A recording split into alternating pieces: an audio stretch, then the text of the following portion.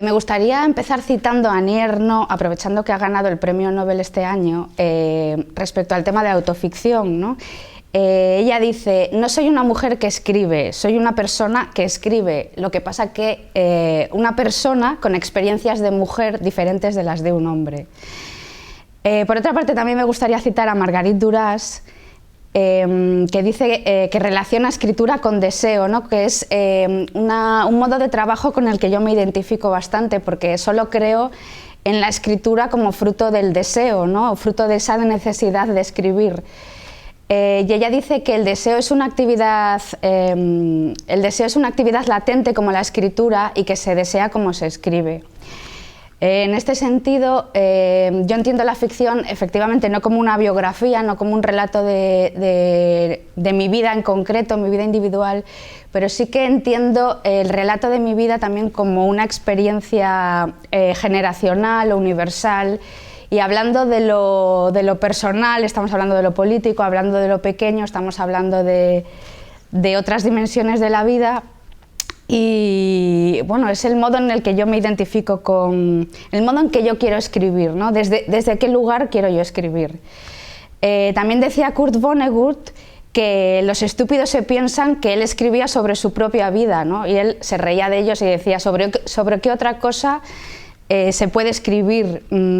Yo suelo cuestionar un poco a los escritores que separan mucho su vida de su relato, ¿no? Pienso que en todos los relatos hay algo de la intimidad, de las experiencias, de los contextos de los escritores, de nuestra propia vida, y que eso es una señal, una sombra, un rastro que queda siempre en nuestra escritura, ¿no?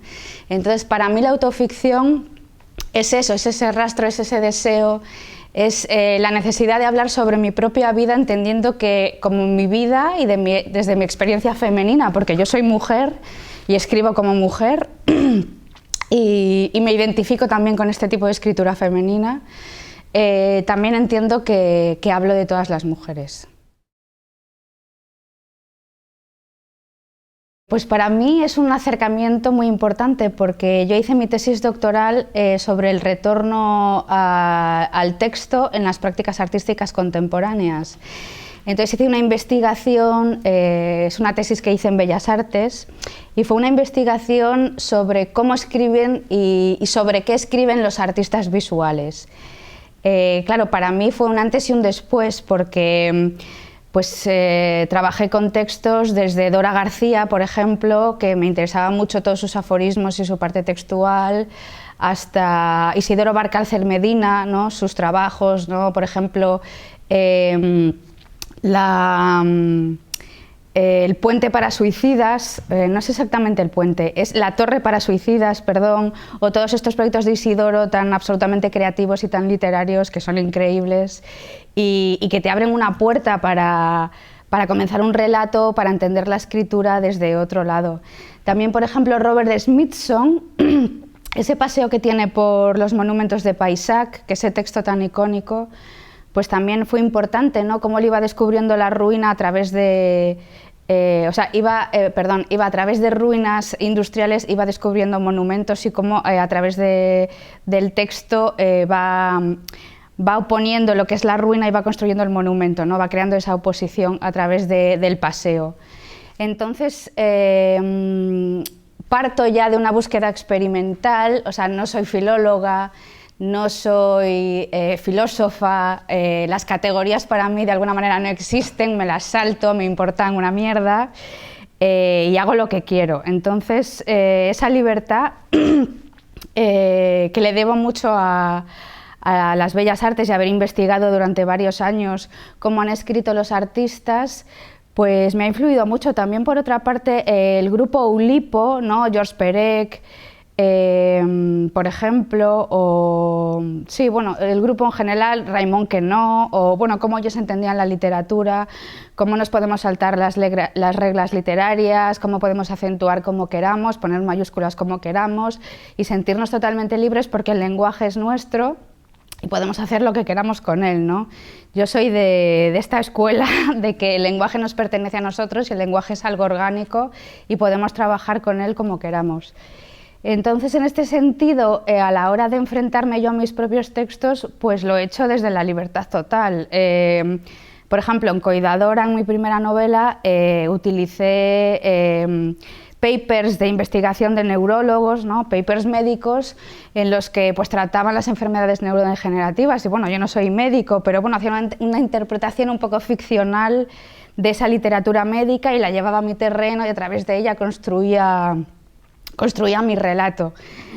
Supongo que a otra persona, a un médico, por ejemplo, le parecerá muy osado que una escritora coja papers de literatura científica y les dé la vuelta y los reinterprete y los reconstruya y trabaje en otras direcciones, ¿no? Pero para mí es algo natural, es un acercamiento a la realidad libre, natural, también válido y una forma de experimentar la realidad, ¿no? Desde lo experimental. Claro, guardando un poco el principio de verosimilitud, ¿no? Que esto es importante en la literatura, que ahí está el equilibrio, ¿no? Desde cómo gestionas esa libertad total, esa libertad creativa que te lleva a cualquier parte con el principio de verosimilitud que te pide un texto y que te pide también el lector, ¿no? Que también escribes para alguien, no escribes únicamente para ti. Entonces, bueno, entre ese equilibrio, entre esa búsqueda, es un poco el terreno del que yo parto como escritora y en el que me gustaría seguir trabajando. Para las residencias de escritura y pensamiento de Mariñán hice una propuesta sobre unos cuentos distópicos. Lo hice porque entendía que entre mi primera novela y mis siguientes trabajos necesitaba como un periodo de inflexión, como un poco de ejercicio de hacer un poco músculo, y el cuento me parece la forma más eficaz, ¿no? Porque tiene todo lo bueno de una novela, todos los componentes, pero hay que meter el cuchillo, hay que recortar y hay que ser quirúrgico, ¿no? con las palabras. Entonces, otro de los temas que me interesan mucho a mí personalmente, y también creo que es un retrato generacional o un zeitgeist o bueno, simplemente una foto del momento, es la relación que tenemos con la tecnología y con Internet y cómo la tecnología también tiene un relato y cómo yo soy tecnoeufórica o creo bastante en la tecnología y en el poder de la tecnología. Y creo que la tecnología tiene un montón de beneficios para la sociedad. Evidentemente, democratizar ciertos contenidos, como por ejemplo el movimiento xenofeminista, ¿no? En el que se puede democratizar la sociedad a través de la tecnología, sobre todo construir el relato a través de, o sea, que las mujeres construyamos el relato tecnológico, porque la tecnología atraviesa toda la naturaleza, ¿no? Y toda la realidad y es una fuerza ingobernable que cada vez va a estar más presente entre nosotros, en nuestras relaciones sociales, nuestras relaciones afectivas, es decir, que media nuestra relación con el otro también. Entonces propuse, o bueno, una de las cosas que me interesaba hacer, que me parecía interesante a mí, un ejercicio mío como escritora, es investigar esta relación entre la tecnología y los afectos, ¿no? Por ejemplo, la relación que puede haber entre el amor y la muerte, o trabajar un poco la ficción tecnológica, distópica, desde la cotidianidad, o sea, no situarme en escenarios imposibles futuristas, sino situarme, por ejemplo, en el 2023 y cómo la tecnología puede mediar o puede ser un protagonista de los relatos. Bueno, me interesa en general mucho este tema, me gustaría explotarlo aún más, no soy una especialista, tampoco es un trabajo de ciencia ficción, que siempre me preguntan por la ciencia ficción y Margaret Atwood y Ursula K. Le Guin y tal. No soy una experta, pero sí que me interesa mucho la ciencia ficción como un laboratorio de ideas y como un espacio donde construir relatos, ¿no? Y donde otros mundos son posibles y son posibles en la ciencia ficción, y también cómo el feminismo articula esos mundos posibles. Creo que ahí hay una fricción muy interesante que me gustaría profundizar más y trabajar más. en cómo podemos construir el mejor mundo posible o otros mundos posibles desde el feminismo y desde la tecnología. A pesar de que en el proyecto que yo envié para las residencias de Mariñán yo proponía unos relatos, cada día un relato, por ejemplo, eran 14 días, cada día un relato corto sobre la distopía, un poco la tecnología, cómo media nuestras vidas, la relación entre amor, muerte y tecnología. Una vez aquí he empezado a trabajar desde otro lugar, ¿no? Un lugar que no implica tanto la ciencia ficción, porque yo no soy una experta tampoco en este tema, aunque me interesa mucho, como he dicho anteriormente, esa construcción, esa potencialidad, ese entender la ciencia ficción como un laboratorio en el que otro mundo es posible o otros mundos son posibles, ¿no? Imaginar nuevos mundos. Pues el trabajo que estoy haciendo desde aquí quizá no es tan osado, es un trabajo más artesanal, en el que intento hacer unos cuentos cortos, estilo, por decirlo de alguna manera, Raymond Carver, ¿no? En el que exploro la cotidianidad, cosas que nos pasan a todos habitualmente, ¿no? Una cosa muy cotidiana, muy de calle, por ejemplo, un viaje en tren, por ejemplo, pues unas vacaciones de una madre soltera con un padrastro, o cosas cotidianas con el que todo lector se puede identificar. Mi intención al explorar estos relatos cotidianos es añadirles como un subtexto en el que el lector se cuestione si es verdad o mentira, o sea, quiere decir, si es veraz o no es veraz el relato del niño, por ejemplo, ¿no? Porque me interesa mucho cómo los niños cuentan el mundo, cómo los niños ven el mundo y ese juego en el que la realidad de repente, quizá con un detalle, quizá con un comentario extraño, ¿no? Que quizá no es lo más adecuado de insertar en ese texto, cambia totalmente el sentido del texto y se convierte en algo siniestro. No es que me interese explorar lo siniestro especialmente, ¿no?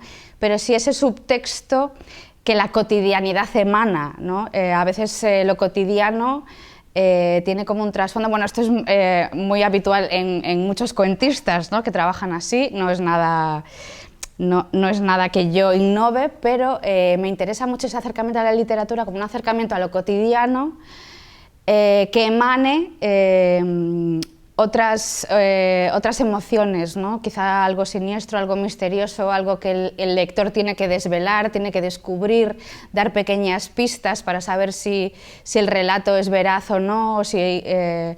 Entonces estoy trabajando desde ese lugar, me interesa especialmente, me parece que es un trabajo más de oficio, más artesano, más o sea, como una preparación para quizá escribir una nueva novela en la que estoy pensando actualmente, pero me interesa hacer estos ejercicios como artesanales en el que hay que cortar, hay que ser muy quirúrgico, ¿no? Porque el cuento te exige como una simplicidad y una eficacia que en la novela quizá puedas explayarte de otra manera o trabajar de otra manera. El cuento te exige como una contención y un rigor. Y me parece que a mi trabajo le venía muy bien hacer ese músculo, trabajar artesanalmente los textos y bueno, Mariñán me ha dado la oportunidad de hacer este acercamiento a este modo de trabajar. Ya digo, un estilo muy sencillo, pero con un subtexto que es donde está realmente el peso dramático del texto, y esto es el proyecto en el que estoy trabajando actualmente. En un momento de precariedad en las artes como el que vivimos actualmente, cualquier ayuda es interesante. En el caso concreto de las residencias, sea de artistas visuales o sea de escritores, en este caso de escritores, es una experiencia que nutre muchísimo.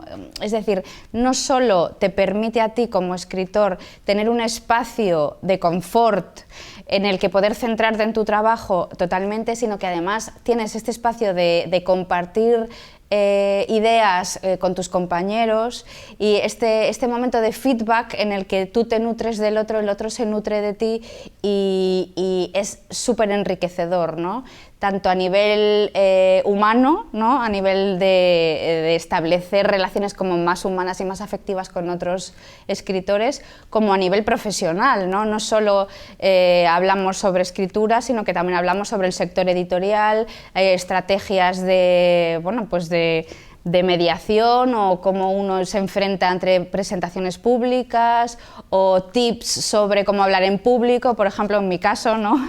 Pues estar con dos dramaturgas, en mi caso, que el teatro no es uno de mis no es que yo vaya mucho al teatro o que sepa mucho de teatro, pero bueno, me ha ayudado a entender mejor el trabajo de dramaturgia, y también me ha ayudado a entender yo cómo puedo mejorar también mi dramaturgia pública, ¿no? Cómo hablar mejor en público.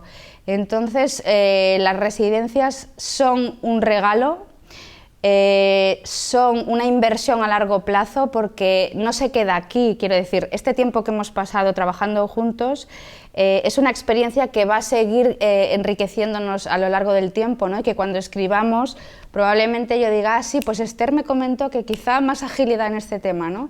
Y que nos nutre profesionalmente a largo plazo, y también en relaciones profesionales.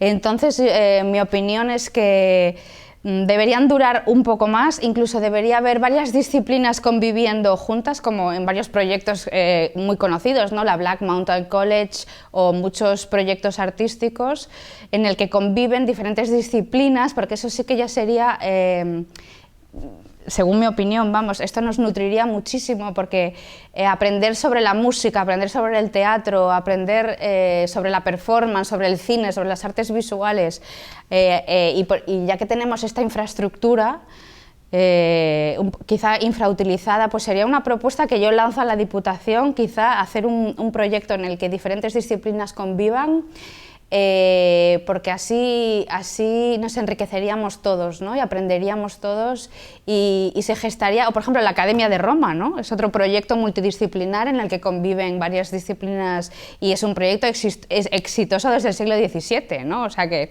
es un modelo que funciona, no estoy proponiendo nada nuevo, ¿no? Es un modelo que funciona, y que tenemos la infraestructura aquí en Galicia de poder hacerlo. Así que yo le lanzo esta sugerencia a la Diputación de Coruña: hagamos una residencia multidisciplinar, porque nos enriqueceremos todos y enriqueceremos nuestro trabajo, y potencialmente ese trabajo es para la gente, ¿no? Entonces, creo que sería un win-win, o sea, un proyecto ganador en todos los sentidos.